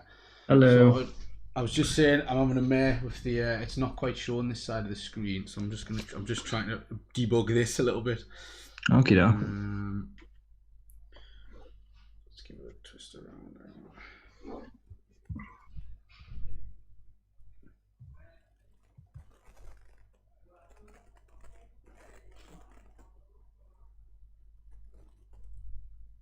Okay, and then back to normal, and that sometimes it's sort of like only showing half the screen for some reason. I don't know why. It's been a bit strange. What if we do that? There we go. Fixed it. Right. Only took half an hour. What was it? It was just that it was displaying slightly weird. I had a refresh. So yeah, there you go, guys. That's what happens when you use new tech. But we've got a display of the Android device that we've got in the office. So if I just quickly get that out of the way. There we go. So we've got, this is what our Android phone looks like. So we're going to talk a little bit about apps now. I know you guys have probably got a bunch of apps on your phone, or your phones, or your tablets, or whatever it is. I'm going to show you on Android first how to manage the permissions that each app has. This is quite an important one, especially if you're doing any kind of video conferencing, or using anything like WhatsApp. For example, we did a session on Zoom and we did a session on WhatsApp, and they both looked at how to download the apps. And when you download them, what you'll always see, and you'll know exactly what I mean when I say it. when you download an app for the first time, it'll say such and such needs access to your microphone, or Facebook needs access to your camera. If you're trying to upload a photo, for example, if you're trying to use Zoom, it's going to need your camera and it's going to need your microphone. So it's quite easy just to press allow straight away, and it's quite easy to do the opposite and press deny, and sometimes that can cause problems. So sometimes you can allow access to something that you shouldn't have, and the opposite of that is sometimes you've pressed deny on something that the app needs to work. So if it's a photo app like Instagram, it needs access to your photos, otherwise you can't upload a photo from your photo library to the internet on Instagram. It doesn't have access to it. You've told it no, and vice versa. You might not want certain apps to have access to your location. Say like Facebook, you might not want your location on Facebook, and that's fine. You can turn that off. So the way to do it, obviously the screen opens when you first unlock it, and he has settings on the bottom. So you see I've sort of, I'll do that again. So it's there, where it's pointing at there, and then if I just click settings, it'll take you to a screen that looks like that. And if you scroll down a little bit, there'll be this option for apps there, which is sort of highlighted. If you press on that, you will have an option in the middle there, so it says apps, app launch, and then underneath that it says permissions. So the third one down is permissions, and if you click on that, it'll tell me all the different things that an app could possibly use. So you've got body sensors, calendar, call logs, camera, contacts, location, microphone, phone, physical activity, SMS, which is text, storage, and then there's some additional ones in there as well. So if I was worried about my location, for example, if I click on location, it will load and it'll tell me what apps are using my location. So it tells you what ones are allowed all of the time: Compass, Google, and Google Maps. Allowed while in use, Chrome and support. And then ones that have been denied, where I've said no, are Amazon Shopping, App Assistant, Booking.com, and so on. There's a whole bunch in there that I've said no to, because I don't want those to use my location. So can you see on the bottom there, Zoom, YouTube, and WhatsApp are all on there where I don't want my location to be had. Yeah. If you wanted to change these, so say I didn't want Google Maps to be able to use my location all the time, I literally just pressed on it. So press on Google Maps, and it says location access for this app, allow all the time, which is currently selected, allow only while using the app, or deny. And I could change it to the middle one. So let me just press that. So I'm going to press on this middle one here, allow only while using the app. If you deny permission, basic features on your device may no longer function as intended. So it'll give you a warning if it's going to change how your phone's going to function as well. But I can click deny anyway. So Maps will only use my location when I open that Maps app up now. And it'll be the same for any app that you have installed on there. So I could go back and say I wanted camera. So I can see what's using the camera. And at the minute, WhatsApp and Zoom are allowed it. Let's just say, for example, I wanted to remove it from Zoom. I would just press on Zoom and deny. Yeah. I'm not going to do that in case we need to use it and I need to do a video call, but that's how you would do it. It's as straightforward as that on a Android. What you might find, and what's quite common, is there's lots of different versions of Android, and there's lots of different Android phones, because Apple make their phones and they make their operating system. Yeah. Android is an operating system that works on loads of different manufacturers, so things like Samsung, Huawei. I think I've said that right. Yeah. Sony have does Sony still make phones? There's a bunch that use Android as a software on it. So what you might find is this screen slightly differently laid out. What you should still be able to do is go onto a screen that says apps. There should always be an option to control apps and permissions. And what's quite nice about most modern smartphones is when you click on settings, so let's go back to the very home screen. I'll close all the tabs that I don't need up. And if I go back to that settings thing there, yeah, so I click on that, it'll load here, and there's a little search box at the top. So if I click in that search box and type in, am I allowed to type in keyboard? Oh, there we go, I'll press the keyboard. It's wanting to do me mobile, right. So if I type in permission, it'll take me to that app screen there. So it'll take me to apps. And then I can search through all my different apps. So let's say, like I was saying, I'll scroll to one, I'll say Facebook. And then Facebook has that permissions option in there, and I can see it's got no permissions allowed at the minute because I haven't used it on this phone. So that message hasn't popped up for the first time saying, can I have permission to do this, permission to do that. So hopefully that makes sense on the Android. Daniel, are you watching the chat just to see if anyone had any particular... Yeah, I'm just watching, mate, yeah. And last Anthony was just saying he could see it on his end was the last thing, and they can see it now, so yeah. Cool. Yeah, it was just being a bit weird with the crop. But yeah, that's how you check your permissions. And again, this is another one, like, have a go at this in your own time. And if you're watching the video back and thinking, I don't know what you're talking about, have a little look and see if you can get to the bottom of what apps have got what permissions. I tend to go with things like, I'll show you in a second, actually. I'll swap over to my iPhone. Mm-hmm. I'll show you what permissions I've got set on mine for things like Facebook and Zoom. So just give me a sec. It's like you're peeking behind the curtain now and you get to see what happens. Bit of behind the scenes. Definitely. You want a Wi-Fi connection.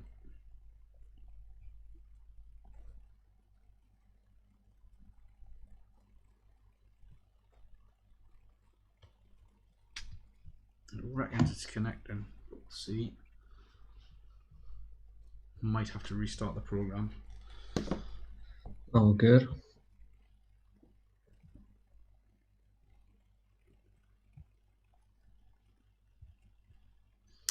Now it says it's connected, but I don't see it. So hang on, let's just restart that. Yeah. Okay.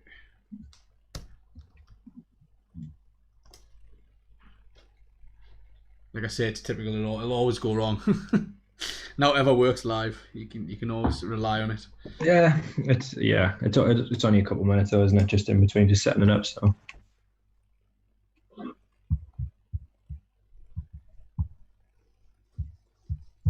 Okay, we should. If I just change that now.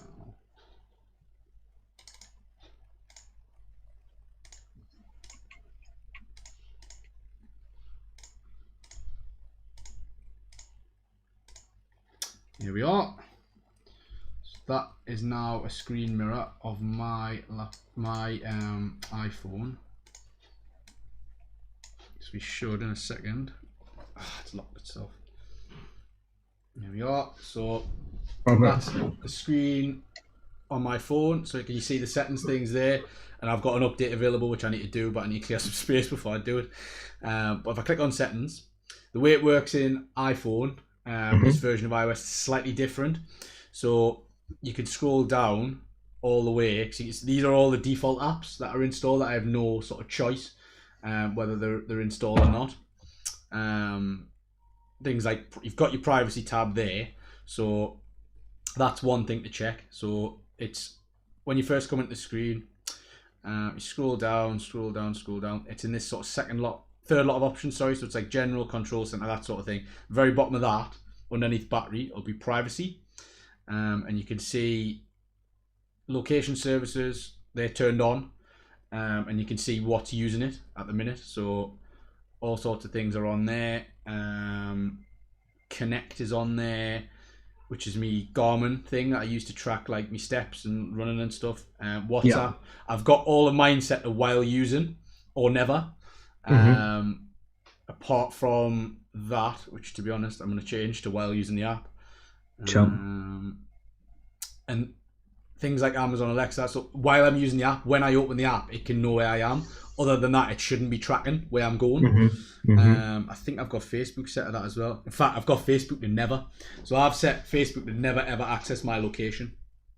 Under that privacy setting, so again, when you go into privacy, under that, there's some of the other things. So microphone, you can see what apps are allowed to use it, and you can turn them on and off as you see fit. Speech recognition, nothing's requested that. Photos, there's all sorts of different ones on there.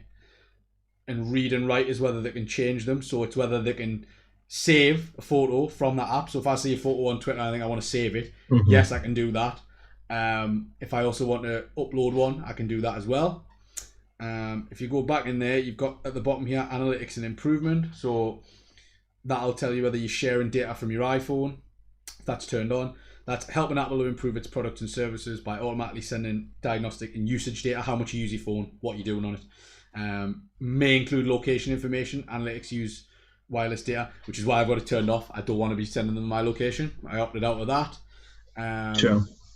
I don't have Siri turned on all the time because I don't like it constantly broadcasting the information to Apple, and I don't share anything from my iCloud with them either. So I've got those all turned off. Again, definitely recommend having a little look through them. Did you have? Didn't you have Australian Siri at one point? I've still got Australian Siri. Yeah. That was awesome. Karen, I believe she's called. Really? If I remember right. I can't actually remember how to change that now, so I'll have to look that one up again. But yeah, she gives me directions in Australian. Turn right. So further down, you've got advertising, and I've got limit ad tracking on, so it shouldn't be tracking as much of my information. It tracks as little as possible, basically. What you can do, if you're not sure about clicking in the privacy tab and on the different bits, you can scroll a bit further down. So you can see all that on the bottom of this screen should be all the apps you've got installed on your phone. So at the very bottom, it's in alphabetical order, so Zoom's at the bottom. If I click on that, it shows you there what Zooms you're using. So allow Zoom access to. It's got calendar, photos, microphone, camera, and mobile data. So it can use me data, and it's got the background app refreshes off. So it's not going to be doing anything in the background unless I've got the app open. If I wanted to change that, what I do like about iOS, there's lots of things I don't like, but it's just this little flip switch that you can just turn off. So if I don't want to have access to my calendar anymore, I just press it and it doesn't have access to it.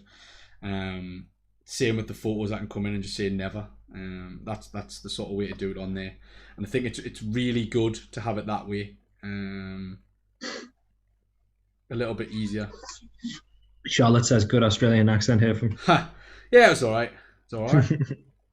What? How's it going? That was terrible. G'day. How's it going? How's it going? I tend to swear a lot when I do it because of the. Yeah, that's what it is. I follow a comedian on. Alike, so. Yeah, well, no, Instagram. I follow a comedian on Instagram and he swears a lot, so I'm trying to keep it PG. Yeah, that's the but hopefully that makes sense to you guys. Swearing aside, you can come in here and you can. Just got a notification on my laptop. Sorry, that might have been a bit loud for you guys. So yeah, you can come in here and you can change what apps are accessing what things on your phone, and that's how to do it on an iOS device and on an Android. Again, I'm more than happy to go through it with you guys if you're stuck at all.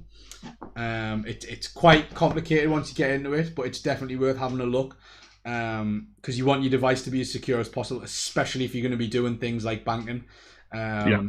I would recommend having a strong passcode on there, if not having something like your Face ID on, or your like fingerprint or thumbprint can also be done on pretty much any device. So we'll, like I say, I'm happy to sort of talk you guys through that if you're getting stuck on any of that stuff. But that's just a quick overview of how to check your privacy on those. I'm going to quickly come up with that program now. And what we're going to talk about next, for the last sort of part of it, is online shopping. Very, very quickly, because we've got about 20 minutes left. So I'm going to fire up the old Amazon.co.uk and the old eBay.co.uk. So just out of interest, do you guys use these services at all? Do you interact with things like eBay and Amazon and possibly things like Gumtree? And how have you found them as well? The Amazon, I'm not signed into an account. I hope I'm not. No, I'm not. Okay, cool. So again, if you were signing up to it, it would be using that like an email address. I'm not going to create an account because it's a little bit more complicated on Amazon, and I don't want to have to go through the steps just to cancel the account. But basically, you want to be looking out for things like the reviews. So if I type in camera, KSI's new album, mate. Oh, KSI's new album, yeah, which I'm definitely not going to buy or stream. So good luck to them. But I found a digital camera here. You've got things like Amazon Choice, so it explains there. Amazon Choice recommends highly rated and well priced products. So if you see that little sort of ribbon on there, it's got quite a good review and seems to be quite a good product. I wouldn't always necessarily just go for it because it's Amazon's choice. Might not be suited to you. What it means is it's like a trusted product on the marketplace. Doesn't necessarily mean it's what you need. Yeah, that's usually the way I look at it. When I see that, I think obviously it may not be the best product. Who knows if Amazon has some kind of affiliation with this company or whatnot. But at the same time, I also know that Amazon wouldn't recommend something that they didn't know was a good quality product because, you know, they could face backlash. Wouldn't be fulfilled either, I think, is the other thing. Yeah. So, I mean, if you see there, it's got the star rating. It's got 126 reviews. If you click on that, it'll take you down to the reviews on the bottom. And you can read through them at your leisure. Some of them are very nice to read. Some of them not so much. Some of them are very funny. Some of them are really good. But you've got verified purchase underneath, which means Amazon can see through their system that this person has bought this product that they're reviewing. Sometimes you'll get an email from the likes of Amazon or eBay saying, "Can you leave us a review?" Can be worth doing it if you had a really bad experience or if you had a really good one. Can be worth doing it. What I would say with Amazon and online shopping as well is just be really careful with the websites you buy them from, because your internet browsing like data, your cookies will be tracking what you've typed in on this website, and then if you go over to a different website, you might start seeing adverts for this digital camera. The website that you get taken to might not always be the safest to buy from, so just be careful with it.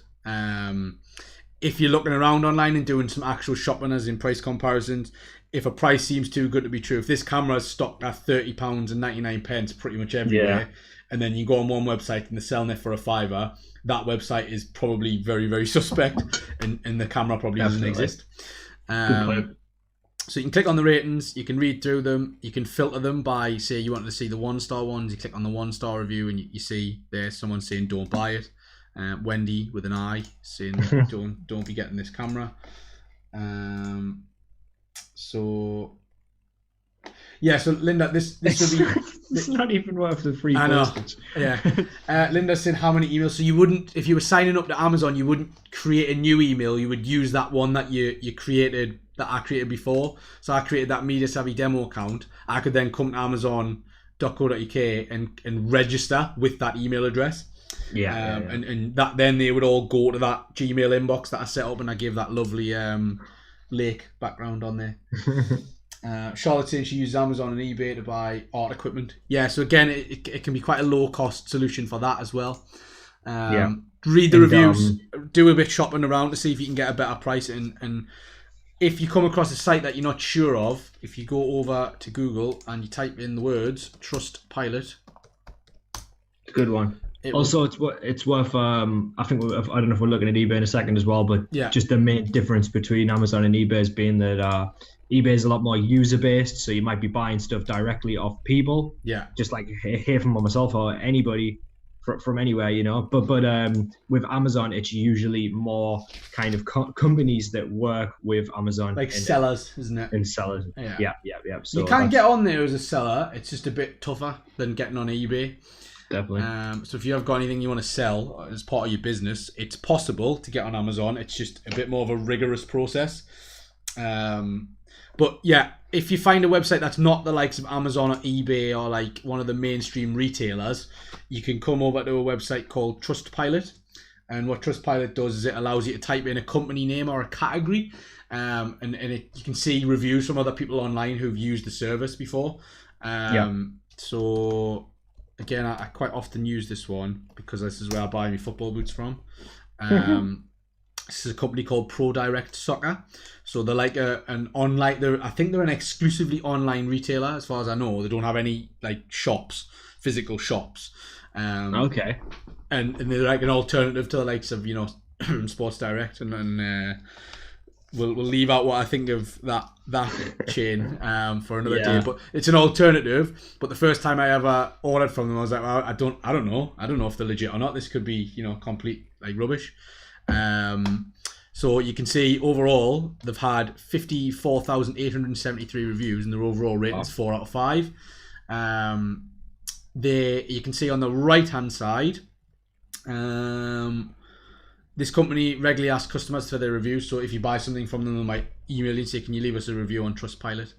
And there's all the terms and conditions and stuff on the side about COVID-19 and the contact information, as well as the category they're in and their overall score. The front of my phone. Yeah, there's a lot going on my phone. Don't worry about that, Linda. It's fine. Lots of email addresses, lots of apps installed. But on Trustpilot, again, like I was saying, verified purchase. You can see here, there's a verified symbol there. So that means that they've definitely ordered something from ProDirect Soccer, which is like a football boots and football apparel website. Yeah. And the verified order, this little tick, means that ProDirect have said, yes, this person did order that product and we asked for a review on it. And then they've come on this website and done it. But there's also contact information there for like customer support, as well as like their address and stuff, and Facebook and Twitter, etc. Very good if you're not sure and you've never used a website before. I found it really useful. If I come on here and there's no reviews for a website, I'm very suspicious, and Sure. 9 times out of 10 don't order anything from that website. Yeah. If I come on and it's fine, I do. If I come on and it's like 1 star out of like 100,000 reviews, I'm like, well, I'm definitely not ordering something. It's it's definitely worth looking at as well. Like as you hear from said, if it's not one of the major retailers. Yeah. For sure. Yeah. Have you done much shopping outside of like eBay and Amazon and Daniel or not? Me, now and then, bro. Yeah, now and then. But as you said, it's usually I'll go to Trustpilot as well if I ever do. So I mean, I think you can type in all the major companies, because Tesco have a direct service now, don't they? Something else as well, which is a good point on that note though, is that if I do that, usually what I do is I'll generally find what I want to buy on Amazon, and then I'll find the name of the company from that. So that's a good way to support small businesses still as well. So if you're on Amazon, but you notice it's from a small business, the thing that you're buying, because they'll have the name of the seller listed on Amazon. Yeah. Then you could usually find their website, and then you can buy directly off them. And it's good for 2 reasons. It's good for one, because you're supporting a small business, which is great, and also for 2, that they probably, if they've got something you like, then they probably have a lot more of it. So you'll be able to find more. I think sometimes you can get a discount if you go directly to the company website as well. Yeah, they'll often run promotions and have little sales on that don't quite filter through to Amazon. The problem with it is, well, not the problem, but the thing with it is you'll have to spend a little bit more time to make sure you're doing things securely. On that note, I'm going to quickly turn the banner off as well, because it's very, very important to note. If you see in the top here, if you're ever buying anything from a website, you must make sure it's got the padlock on it. So this padlock here that I'm sort of hovering my mouse around, if I click on it, it'll tell me that the connection to the website is secure. Your information, for example, passwords or credit card numbers, are private when they're being sent to this site. If at any point that isn't a padlock, never ever put any information in there like that, like passwords or credit card numbers. Never. Just the golden rule is not to. What the secure connection does means that when you put your, say it's your debit card or credit card number in the website, and you send it to them over the internet, if it's secure, nobody can intercept that in the transition of it going from your computer through all the internet cables and through all the wireless modems and all that sort of thing to their end. No one can intercept it in between because it's encrypted. So it's in a sort of sequence of numbers and letters that nobody can understand apart from them. When they get at the other end, they can unscramble it because they've got the code. So you can click on that padlock on Google Chrome, and you can click Learn More, and it'll take you to a support page explaining what the 3 are. So you've got secure, which is where it's private, like I was just explaining. You've got info or not secure, which is where the Google doesn't know, or say Firefox or Opera or whatever browser you're using, it's not sure, so it can't quite tell if it's secure or not. So they're ones I would avoid them as well. In terms of, you can visit them and look around on them, but don't put any information on them. And then not secure or dangerous, just to be honest, you want to be leaving that website as pretty much as soon as you can. If you get the red flag, that's the issue. If you're getting this red flag here, it sometimes comes up with a red box and it'll say back to safety. You definitely don't want to be putting any information in there, not even like your email address. It's been flagged as a risky site. So I think there was a question I just seen pop up in the chat before, so hang on. Can you control cookies? I'll tell you what, I'll quickly talk about eBay. So eBay works similar to Amazon. So if I type in camera into eBay, it'll bring me up with a bunch of cameras. What the main difference is that it's still an auction site. So that some people will set a starting price, but then they'll say open to accepting offers and things like that. So once you've got an account, you can sign in and start browsing stuff for, like, say, a refurbished camera, for example. This one has a buy it now for 35 quid. It's been listed, or I can make an offer. I can also watch it, and as the time ticks down, I can see if anyone else has made offers and bid on it and that sort of thing, and try and outbid them. You can click on the profile of the seller.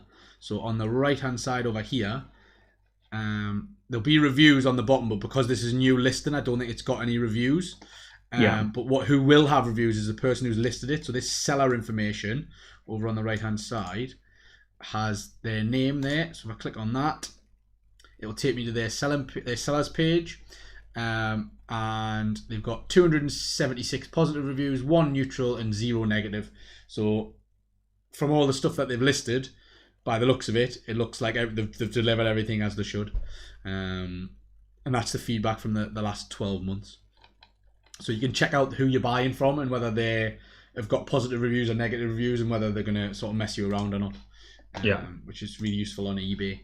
Definitely. And like I say, you can sort of you can pay by PayPal on eBay as well, which is quite good. We'll talk about PayPal in a bit. I just want to quickly address the cookies question. So the way I would recommend managing your cookies would be to either delete them at the end of your sessions, when you've done, like when I say a session, when you've been on the internet and you're looking around. So to do that, you would go up to, I need to turn the banner off again because it's sort of in the way.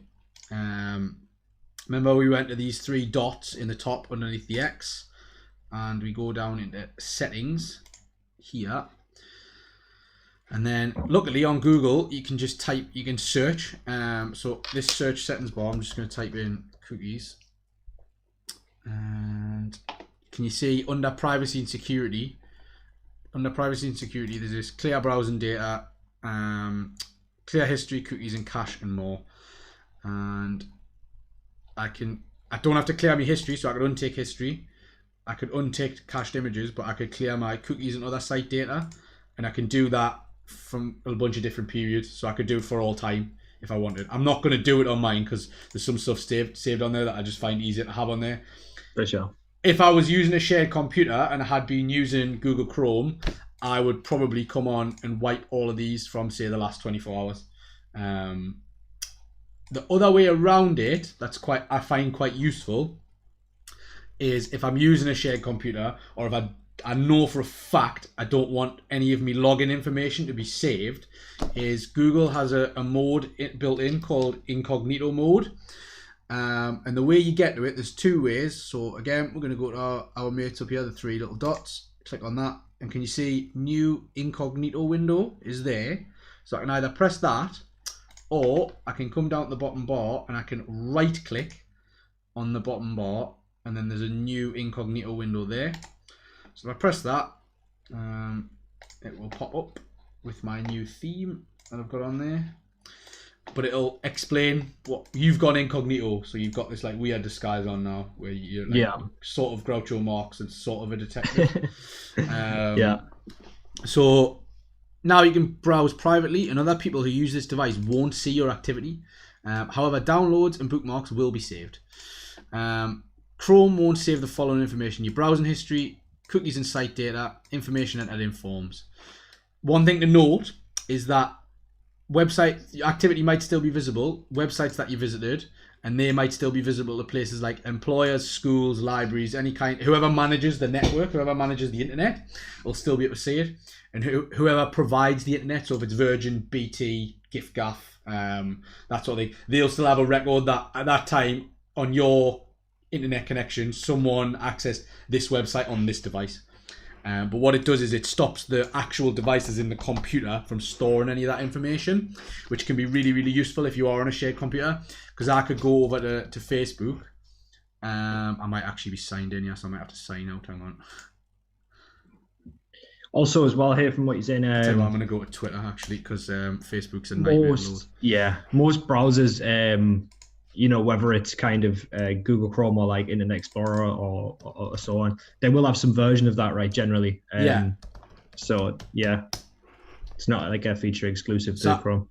Oh no. Edge has one. It's called In Private Browsing, and I think it's a private browsing window in Firefox, I believe it's called. Right, there you go. But I've signed in to the Media Savvy Twitter.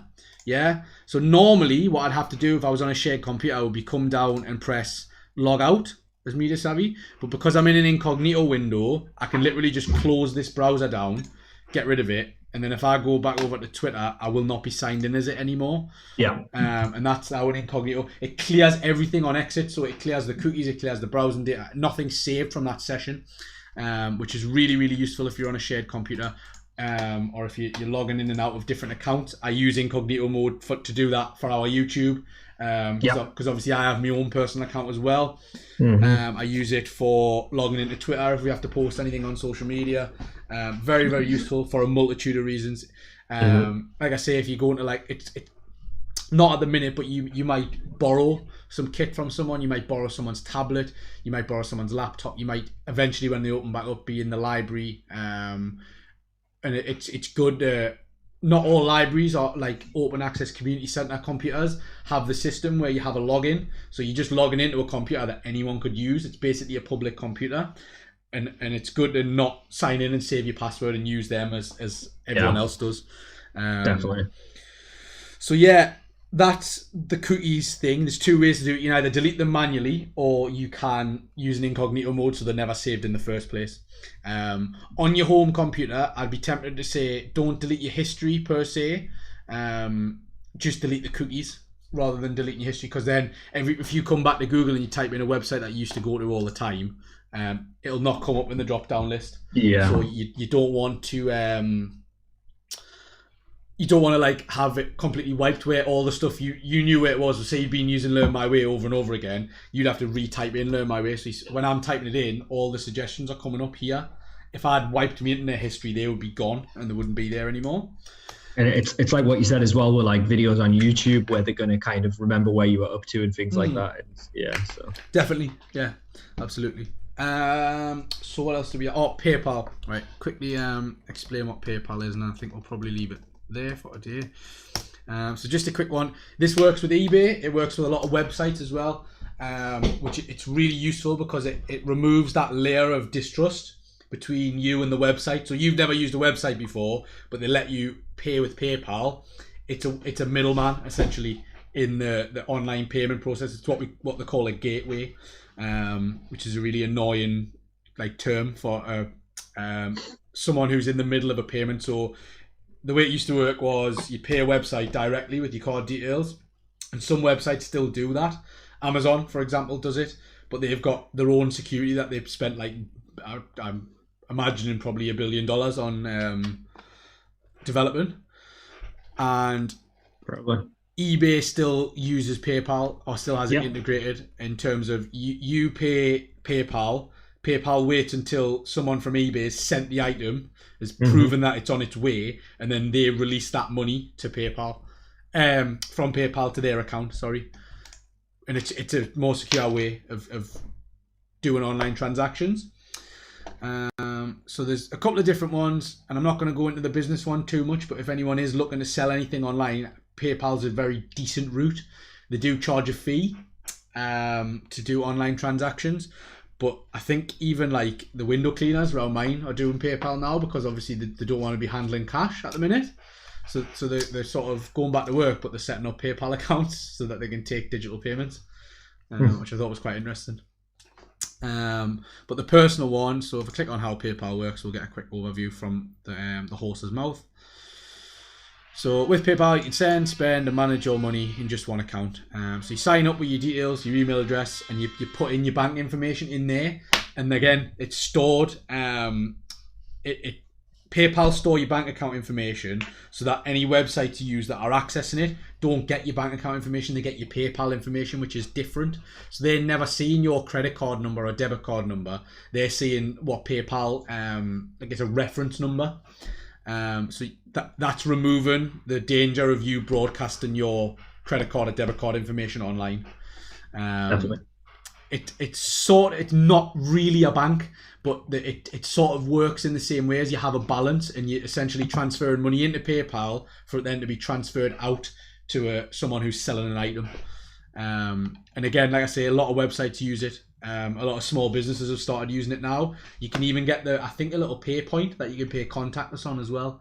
Apple have a similar thing. You might see them popping up. It's like a little white square. And it just takes contactless payments instead of having to go through the banks and setting up like really complicated business accounts and stuff. So that's PayPal. If anyone has any questions on that, like I say, drop a comment in the video. And Wib has kindly reminded us as it hits 3 o'clock or 1 minute past to put the link to. Did you put the link to the survey in the yes description, mate? Appreciate that. Yeah. So I will paste it in the chat now. So yeah, that's there we go. You got it twice. So good. You got it twice. What was I saying? Yeah. So if anyone hasn't done the survey before, but I'm pretty confident you guys have all done at least one survey. It's not your first rodeo. Should take about 30 seconds to a minute. Anyone watching the video back, it's in the description of the survey and why we need you to fill it in. But just to let you know, it's just so we can get some sort of like quality feedback from you guys about how the session was good. How what would you look to work in? What do you want to know more about? My email address is, I'm going to go up in the chat in a second. If you guys are watching it back on a replay, please feel free to drop me an email about any of it. I will be in touch with some of you guys about the enrollment forms in due course. I've got a rough idea of who was here today, but then there'll be people watching it back in their own time. So if that is you and you need any help, comment on the video, send me an email, a Facebook message. Even if you haven't got me on Facebook, which I've got an account that is just Haytham Media Savvy, just drop the main Media Savvy page an email, message, and I'll pick it up on there. So yeah, please fill that survey in, guys, and just a massive thank you for coming along and asking questions and keeping it a bit more interesting than it could have been. And hopefully Sue and Linda have a good time messing about with the appearance of the Gmail inbox. You can get it looking a bit more spruced up than mine. Definitely. So no, really appreciate that, guys, and cheers, Daniel, as well, Daniel, for explaining the Learn My Way stuff to everyone. All good. I'm sure you'll be quite happy to help someone sign up as well if they haven't already. Absolutely. Yeah, my email's just daniel@mediasavvycic.co.uk. Just the same as Haytham, but with Daniel at the front. Yeah. Cool. Right, guys. Appreciate that. Okay. Fill that survey in. Let me know if you have any trouble at all, and we'll be back for Daniel's video editing is tomorrow morning at 10 o'clock, I believe. 10 to 12, guys. 10 to 12. 10 to 12 tomorrow. Stay tuned for that. Have a good rest of your Thursday and take care. See you later, guys. Bye-bye. Bye-bye.